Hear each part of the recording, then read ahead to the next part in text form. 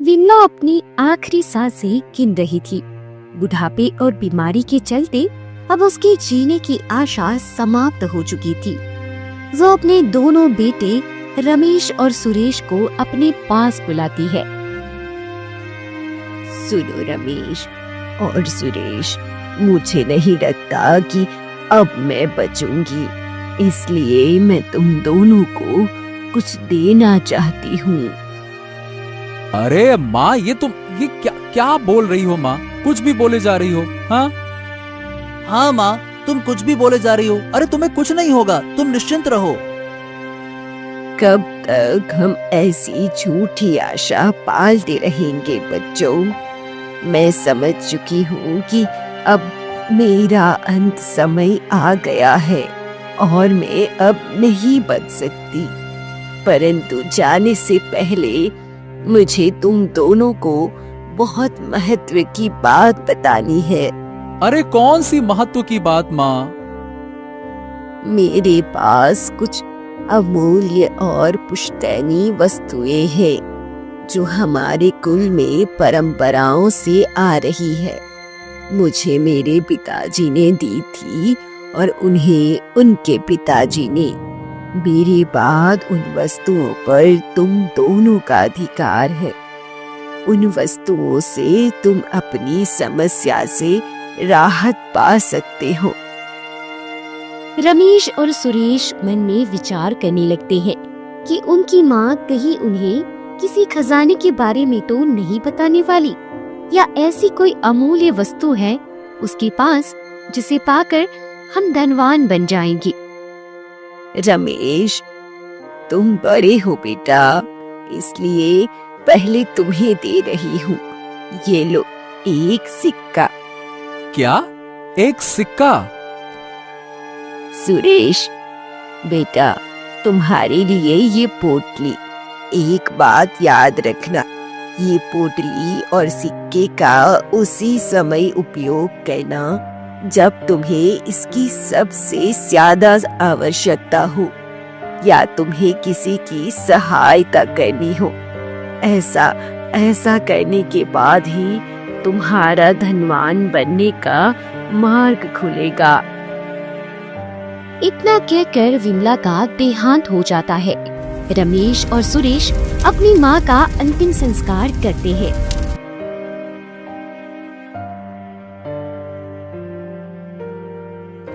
भैया, माँ तो चली गई, अब हम क्या करें?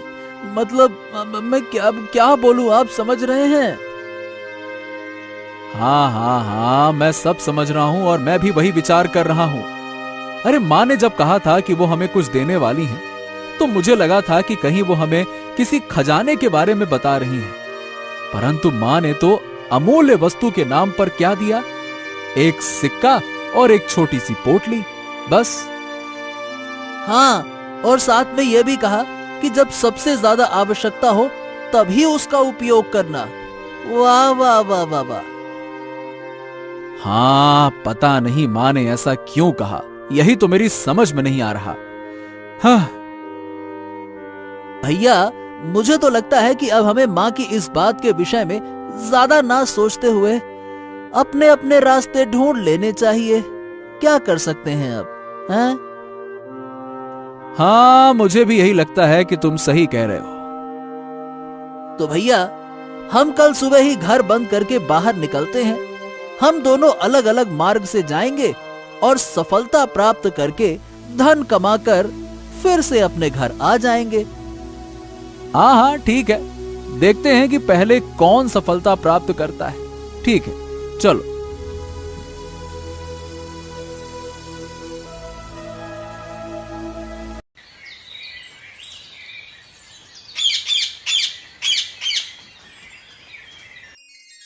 अगले दिन दोनों भाई घर बंद करके अपने अपने मार्ग से चले जाते हैं।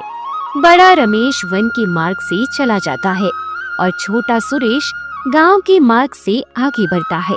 इधर राजमहल में उसी राज्य के महाराज अधिरथ शिकार पर जाने की तैयारी कर रहे थे। महामंत्री, हमारे जाने की सारी तैयारी हो गई? हाँ महाराज, सारी तैयारी हो गई है। तभी महारानी सुनैना वहां आती है। महाराज, आप हमेशा शिकार के लिए जाते हैं। शिकार करना आपको बहुत प्रिय है, परंतु इस बार मैं भी आपके साथ वन में शिकार पर आना चाहती हूँ। अरे परंतु महारानी, वन में जाना आपके लिए सुरक्षित नहीं होगा। पता नहीं वहाँ कितने दिन रहना पड़ सकता है।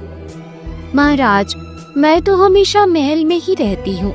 मुझे वन में हरे भरे पेड़, अलग अलग प्रकार के पक्षी, चिड़ियों की चहचहाट, पक्षियों का मधुर स्वर सुनना और देखना अच्छा लगता है। कितने दिन हो गए मैं राजमहल से कहीं बाहर नहीं गई हूँ। आप मुझे इस बार अपने साथ ले जाइए, बस ले जाइए। ठीक है, ठीक है। अब आप इतना हठ कर रही हैं तो ठीक है, मैं आपका हठ मान्य करता हूँ। महामंत्री जी, हमारे साथ महारानी के वन जाने की भी तैयारी की जाए। अब हम और रानी दोनों जाएंगे, ठीक है? महाराज और महारानी अपने रथ में वन की ओर प्रस्थान करते हैं। महामंत्री भी अपने घोड़े पर उनके साथ ही होते हैं। तीनों वन में पहुंच जाते हैं। महारानी सुनैना, आप महामंत्री के साथ यहीं रुकिए। मुझे शिकार करने के लिए वन के और भीतर जाना होगा। वहां आपका साथ होना सुरक्षित नहीं है। वन में कोई भी संकट आ सकता है।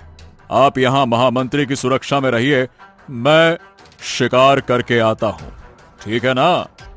ठीक है महाराज, परंतु आप शीघ्र ही लौट आना। महाराज अधिरथ वन के भीतर प्रवेश करते हैं। तभी उन्हें एक सुंदर हिरनी दिखाई देती है। महाराज उस हिरनी का पीछा करने लगते हैं। उधर वन के मार्ग से जाते हुए रमेश को एक विचित्र अनुभव होता है। उसे एक हरे रंग की लोमड़ी दिखाई देती है। अरे रे रे रे रे, ये क्या? ये तो मैं पहली बार देख रहा हूँ। ये प्रकृति का कैसा अद्भुत नजारा है। हरे रंग की लोमड़ी, बाप रे बाप रे बाप। ऐसी लोमड़ी तो मैंने कभी ना देखा और ना कभी इसके विषय में सुना। लगता है अवश्य इस लोमड़ी का कोई गुप्त रहस्य है। मुझे खोजना चाहिए कि इसका रहस्य क्या है। रमेश उस लोमड़ी को देखते हुए उसके पीछे जाने लगता है।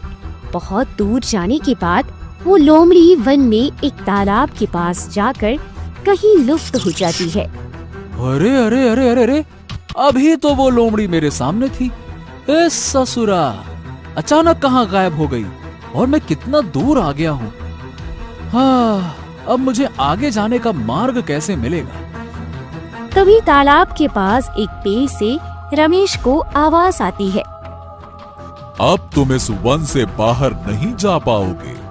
उस हरी लोमड़ी ने तुम्हें अपने जाल में फंसा लिया है। तुम इतनी दूर तक आ गए हो, अब कभी वापस नहीं जा पाओगे। अरे अब ऐसा मत कहिए। मैं तो अपने मार्ग से धन प्राप्त करने के लिए जा रहा था। अचानक वो लोमड़ी दिखाई दी और मैं उसके पीछे पीछे यहाँ तक चला आया। अब यदि मुझे बाहर जाने का मार्ग नहीं मिला तो मैं इस घने वन में भूख और प्यास से मृत्यु को प्राप्त हो जाऊंगा। देखिए, आप जो भी हैं, कृपा करके कोई मार्ग दिखाइए। हाँ, तुम उस हरे रंग की लोमड़ी के पीछे आए और अपना मार्ग भूल गए। अब जब तुम्हें वो लोमड़ी फिर दिखाई देगी, तभी तुम्हें आगे मार्ग भी मिलेगा। तुम उसे वन में ही ढूंढो। जाओ। उस पेड़ की बात सुनकर रमेश मायूस होकर वन में ही भटकने लगता है।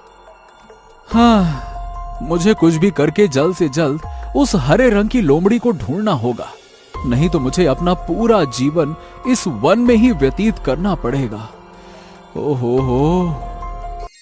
सुरेश, जो गांव के मार्ग से आगे बढ़ रहा था, उसे एक कुटीर दिखाई देता है। हाँ, लगता है अवश्य इस कुटीर में कोई साधु रहते होंगे। आगे बढ़ने से पहले साधु का आशीर्वाद लेना उचित होगा।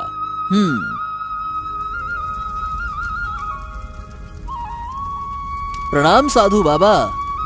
कल्याण हो पुत्र। साधु बाबा, मैं प्रवास के लिए निकला हूँ, इसीलिए मैंने विचार करा कि आपका आशीर्वाद लेकर आगे जाऊं। मुझे कुछ समय आपके सानिध्य में व्यतीत करना है साधु बाबा। अवश्य अवश्य, तुम मेरे सानिध्य में रह सकते हो। पुत्र, ये बताओ कि तुम्हारे हाथ में ये पोटली कैसी है? साधु बाबा, मुझे ये पोटली मेरी माँ ने उनके अंतिम समय में दी थी। उन्होंने मुझसे कहा था कि इस पोटली में से मेरा भाई और मैं दोनों अमीर हो जाएंगे। हाँ, परंतु उन्होंने ये भी कहा था कि केवल अति आवश्यक होने पर ही मैं इस पोटली का उपयोग करूं। ये भी एक समस्या है। हाँ, तुम्हारी माँ ने सत्य कहा है पुत्र। इस पोटली का तुम्हें उचित अवसर देखकर ही उपयोग करना है, तभी तुम इसका लाभ ले पाओगे। हाँ, समझ गया साधु बाबा, मैं सदैव इस बात का स्मरण रखूंगा। वन में महाराज अपना धनुष लेकर उस हिरनी के पीछे भाग रहे होते हैं। जैसे ही महाराज अपना तीर हिरनी की दिशा में चलाने वाले होते हैं, तभी अचानक वो हिरनी एक सुंदर स्त्री में बदल जाती है। अपनी आंखों के सामने ये अद्भुत दृश्य देखकर महाराज हक्की बक्की रह जाती हैं। अरे ये क्या? ये कैसे हो सकता है? मुझे तो अपनी आंखों पर विश्वास नहीं हो रहा। मतलब ये एक हिरणी ऐसे सुंदर स्त्री में कैसे बदल सकती है? महाराज अधिरथ उस स्त्री के पास जाते हैं। आश्चर्य आश्चर्य, तुम कौन हो और अचानक हिरणी से स्त्री में कैसे बदल गई? महाराज, मैं हिरनी नहीं अपितु स्वर्ग की एक अप्सरा हूँ। एक देव ऋषि के श्राप के कारण मैं हिरनी बन गई थी। शिकारी और वन्य पशुओं से बचकर इस वन में रह रही थी। आज आपने जब मुझ पर तीर का निशाना लगाया, तब मुझे अपनी सुरक्षा के लिए अपने वास्तव रूप में आना पड़ा। परंतु आप जैसी सुंदर स्त्री को कोई श्राप कैसे दे सकता है? आप तो इतनी सौंदर्यवती हैं कि कोई भी आप पर मोहित हो सकता है। वो जानने के लिए आपको प्रथम मेरी पूरी कहानी सुननी पड़ेगी। तभी वहाँ उस हरे रंग के लोमड़ी को ढूंढते हुए रमेश भी पहुँच जाता है। महाराज उसे देखते हैं। महाराज को मेरा प्रणाम। मैं वन में मार्ग भटक गया हूँ महाराज। क्या? ओ हो, मैं भी एक हिरणी के पीछे पीछे वन में बहुत भीतर प्रवेश कर चुका हूँ। महाराज, जब मैं यहाँ आया तो मुझे एक हरे रंग की लोमड़ी दिखाई दी। अब उस अनोखी लोमड़ी को देखकर मैं उसके पीछे चला गया। वो अचानक लुप्त हो गई महाराज। तब तालाब के पास एक पेड़ ने मुझे बताया कि जब मुझे फिर से उस हरे रंग की लोमड़ी के दर्शन होंगे, तब मुझे आगे जाने का मार्ग मिल सकता है। बस उसी उलझन में मैं उसके पीछे जा रहा हूं। मैं भी इस वन में भटक गया हूं। मेरे विचार से ये कोई संयोग नहीं है। हमें किसी कार्य के कारण यहाँ लाया गया है। देवी, आप कई दिनों से इस वन में रह रही हैं। आपको अवश्य पता होगा कि वो हरे रंग की लोमड़ी कहाँ दिख सकती है। हाँ, परंतु आपको पहले मेरी पूरी कहानी सुननी होगी। उसके बाद आपको समझ आ जाएगा कि वो लोमड़ी आपको कहाँ मिलेगी। अप्सरा ये बात कर ही रही थी कि तभी छोटा भाई सुरेश भी आ जाता है। रमेश को वहाँ देखकर वो कहता है, अरे भैया, आप इस वन में ही हैं। मुझे तो लगा था कि अब तक आप किसी बड़े नगर में जाकर धन प्राप्त कर चुके होंगे। हाँ? अरे नहीं सुरेश, मैं खुद कई दिनों से इसी वन में भटक रहा हूँ। आगे जाने का मार्ग ही नहीं मिल रहा, और मैं ही नहीं, हम सब इस वन में फंस चुके हैं। ओ, ये बात है। तो भैया, अब हम बाहर कैसे जाएंगे? तब अप्सरा बोलने लगती है, महाराज, मैं स्वर्ग से पृथ्वी पर विहार करने आई थी। मैंने एक पेड़ के नीचे एक साधु को तपस्या करते हुए देखा। मैं उस साधु को देखकर उन पर मोहित हो गई और मैंने उनकी तपस्या भंग करने का प्रयास शुरू किया। कुछ देर के बाद साधु की तपस्या भंग हो गई, परंतु साधु बहुत क्रोधित हो गए थे। तुम कौन हो कन्या, और तुमने मेरी तपस्या भंग करने का दुस्साहस क्यों किया? कहां से आई हो तुम? हैं? मैं देवलोक से आई हूँ और मैं आपको देखकर आप पर मोहित हो गई हूँ। मैं आपसे विवाह करना चाहती हूँ। नहीं नहीं नहीं नहीं, मैं विवाह नहीं कर सकता। मेरा जीवन सादगी से भरा है और मैं ब्रह्मचारी हूं, इसलिए मैं तुमसे विवाह नहीं करूंगा। मैंने भगवान महादेव की तपस्या को अपना जीवन बना लिया है। तुमने मेरी तपस्या भंग करके बहुत बड़ा पाप किया है। अब तुम्हें इसका दंड भुगतना होगा। तुम अब इस वन में ही हिरणी बनकर अपना जीवन व्यतीत करोगी। जब तक तुम्हें कोई मुक्त नहीं करता, तब तक तुम्हें यहीं रहना पड़ेगा।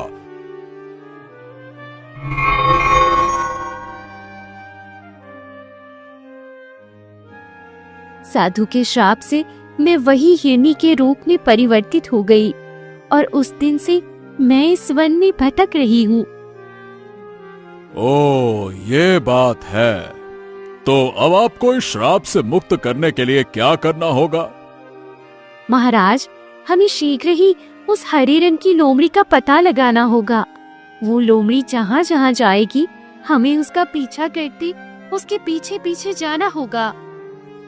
महाराज, मुझे भी उस पेड़ ने यही बताया था कि तुम उस हरे रंग की लोमड़ी को ढूंढो। ओ, ये बात है। चलो, हम चारों को इस वन में से बाहर जाने का मार्ग ढूंढना है और उसके लिए उस हरे रंग की लोमड़ी का मिलना अनिवार्य है। चारों चलने लगती है। उन्हें एक पेड़ के नीचे एक साधु बैठे हुए दिखाई देते हैं। अप्सरा साधु को देखकर पहचान लेती है कि ये वही साधु है जिन्होंने उसे श्राप दिया था। ऋषिवर, मेरा एक प्रश्न है। जब आपने इस अप्सरा को हिरणी बनने का श्राप दिया, तो ये फिर से अप्सरा कैसे बन गई? राजन, मैंने ही इसे श्राप दिया था, परंतु इसके श्राप का निवारण आप ही थे। जब आपने इस वन में प्रवेश किया, तब ये श्राप मुक्त हो गई। आप इस पर तीर चलाना चाहते थे, परंतु मैं नहीं चाहता था कि आप इसके प्राण लें, इसीलिए वो अपने वास्तविक रूप में आ गई। तभी वो साधु अपने देव ऋषि के रूप में आ जाते हैं। देवर्षि, आप तो इस वन में वर्षों से तपस्या कर रहे हैं, तो अब आप ही बता सकते हैं कि वो हरे रंग की लोमड़ी हमें कहाँ मिल सकती है। हम सबको इस वन में फंसे हुए बहुत दिन हो गए हैं और हमें बाहर जाने का मार्ग नहीं मिल रहा। हाँ, इस वन की उत्तर दिशा में एक गुफा है।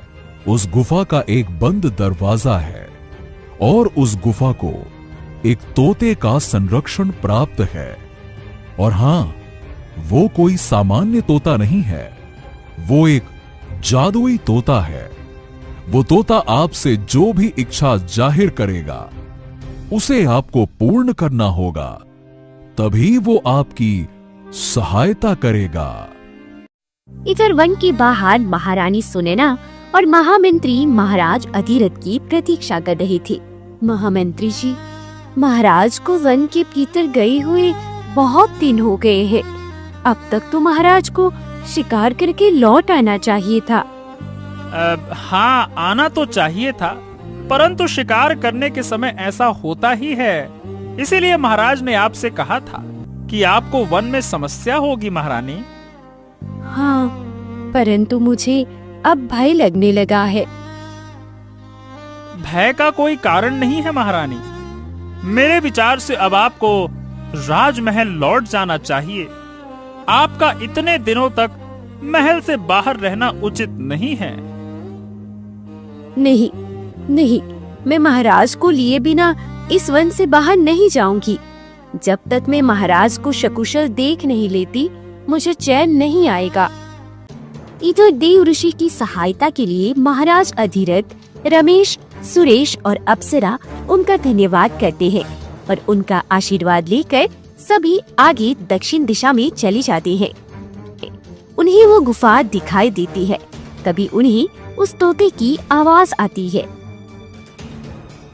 रुकिए, रुकिए, यदि आपको इस गुफा के अंदर जाना है तो आपको मेरी इच्छा पूरी करनी होगी। हाँ, बताओ क्या इच्छा है तुम्हारी तोते?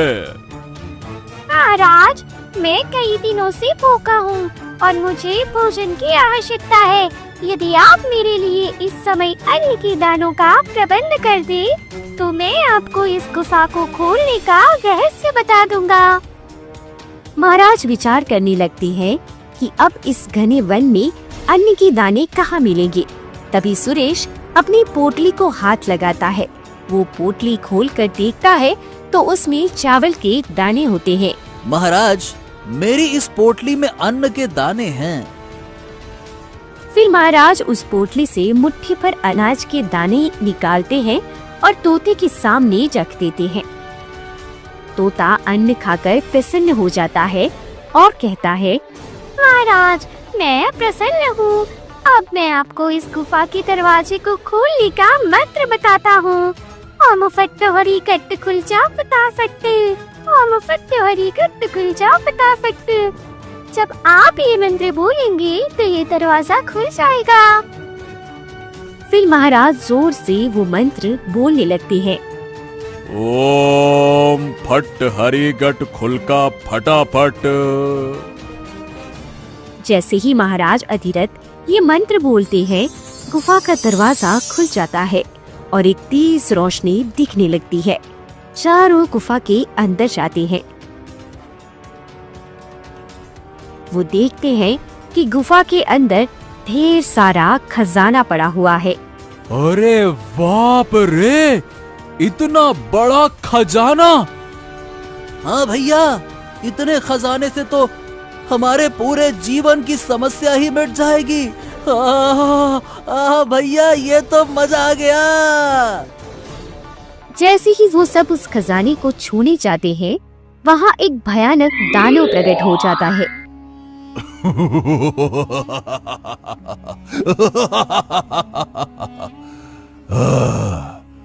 बहुत दिनों से इस गुफा में भूखा बैठा हुआ था।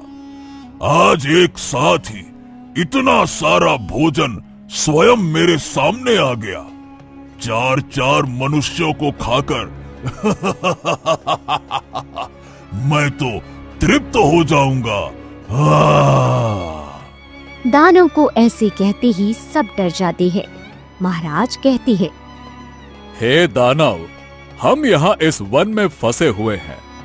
हमें यहाँ से बाहर जाने का मार्ग ढूंढना है, परंतु एक के बाद एक समस्याएं आती जा रही हैं। आप हमें खाइए मत, आप हमें बाहर जाने का मार्ग बताइए। आपकी जो भी इच्छा होगी हम पूरी करने का प्रयास करेंगे। मैं बहुत दिनों से भूखा हूँ और मुझे ताजा मांस खाना है, और वो भी इतना कि मेरी इतने दिनों की भूख मिट जाए। बताओ, है तुम्हारे पास कोई उपाय? बताओ। चारों एक दूसरे की तरफ देखने लगते हैं। हाँ, तो बात यह है कि हमें इस दानव की इच्छा किसी भी प्रकार से पूरी करनी होगी। यही हमें बाहर जाने का मार्ग बता सकता है। अरे लेकिन परंतु महाराज, इसकी भूख मिटे इतना मांस हम कहां से लाएंगे? हम में से किसी में भी इस दानव की भूख मिटाने के लिए अपने प्राणों का त्याग किया, तब भी वो दानव की भूख नहीं मिटा पाएगा। हाँ, बात तो सही है। हमें फिर कोई और विकल्प ढूंढना होगा। तभी रमेश की जेब से उसकी माँ ने दिया हुआ सिक्का जमीन पर गिरता है। जैसे ही वो सिक्का जमीन पर गिरता है, उस सिक्के की चमचमाती रोशनी निकलती है और आवाज आती है, तुम अपनी जो भी इच्छा है वो मुझे बता दो, मैं तुम्हारी हर इच्छा पूरी करूंगा। ऐसे बोलते हुए सिक्के को देखकर सभी को बहुत आश्चर्य होता है। रमेश कहता है, हाँ हाँ हाँ हाँ हाँ हाँ हाँ हाँ। यदि तुम हमारी इच्छा पूरी करना चाहते हो तो ये करो कि इस दानव की भूख मिट जाए, इतना मांस उसे दे दो। हाँ। रमेश के ऐसे कहते ही सिक्के की रंग बिरंगी किरणें निकलने लगती है। सिक्का गोल गोल घूमने लगता है और वहाँ मांस के टुकड़ों का ढेर लग जाता है। हाँ तो दानव, हमने तुम्हारी इच्छा पूरी कर दी। देखो, यहाँ इतना सारा मांस है कि तुम अपना पूरा जीवन ये मांस खाओगे तब भी ये कम नहीं होगा। हाँ। दानव मांस खाने लगता है। आज तुम्हारे उस सिक्के ने तुम सब की रक्षा की है, अन्यथा मैं तुम सबको खा लेता। अब तुम्हें इस गुफा और वन से बाहर जाने का मार्ग मिल जाएगा। ऐसा कहकर दानव भी लुप्त हो जाता है। रमेश और सुरेश अपनी पोटली में उस खजाने से थोड़ा धन भर लेते हैं। अरे ये दानव तो लुप्त हो गया, अब हम किस प्रकार से वन से बाहर जाएंगे, कुछ बता कर भी नहीं गया। तभी अचानक वहाँ वो हरे रंग की लोमड़ी प्रकट हो जाती है। वो हरी लोमड़ी आगे चलने लगती है। महाराज अधिरथ, अप्सरा, रमेश और सुरेश उस हरे रंग की लोमड़ी के पीछे चलने लगते हैं। जैसे जैसे वो लोमड़ी आगे जा रही थी, चारों उसके पीछे जाने लगते हैं। थोड़ी देर के बाद वो देखते हैं कि वो वन से बाहर पहुंच चुके हैं। सुरेश, हम वन से बाहर आ गए। देखो, देखिए देखिए देखिए महाराज। हाँ हाँ हाँ हाँ हाँ हाँ अंततः हम वन से बाहर आ ही गए। हाँ। महाराज अधिरथ महारानी के पास आते हैं। महाराज, महाराज आप आ गए। मैं आपकी कितनी प्रतीक्षा कर रही थी। आपको जाकर इतने दिन हो गए थे। मुझे तो भय लगने लगा था कि कहीं आपके साथ कुछ अनुचित तो नहीं हुआ है ना? अरे महारानी, हम एक बहुत बड़े संकट में फंस गए थे, परंतु ईश्वर की कृपा से हम उस संकट से बाहर आ गए। हाँ। महाराज अधिरथ महारानी सुनैना और महामंत्री के साथ राजमहल में प्रस्थान करते हैं। रमेश और सुरेश अपने गांव चले जाते हैं। गुफा में मिले हुए खजाने के कारण दोनों धनवान बन जाते हैं। अप्सरा भी अपने स्वर्ग लोक की ओर चली जाती है। घर आने के बाद, भैया, हमें माँ के दिए हुए उस सिक्के और पोटली का उपयोग सही समय पर करना है। हाँ छोटे भाई, जैसे कि माँ ने कहा था कि हम उस सिक्के और पोटली के कारण धनवान बन गए। उस समय जब माँ ये हमें दे रही थी तो हमने विचार किया था कि हमें लगा था कि पूर्वजों का कोई दिया हुआ खजाना, मूल्यवान वस्तु माँ हमें देने वाली है। परंतु माँ के उस सिक्के और पोटली ने वाकई में हमें वो दे दिया कि हम उसके बारे में कुछ कह नहीं सकते। रमेश और सुरेश सुखपूर्वक अपने आगे का जीवन व्यतीत करने लगते हैं। महाराज अधिरथ भी महल जाने के बाद वन में हुए प्रसंग को महारानी को बताते हैं। इस बात का शिकार का अनुभव महाराज अधिरथ अनोखा प्रतीत करते हैं।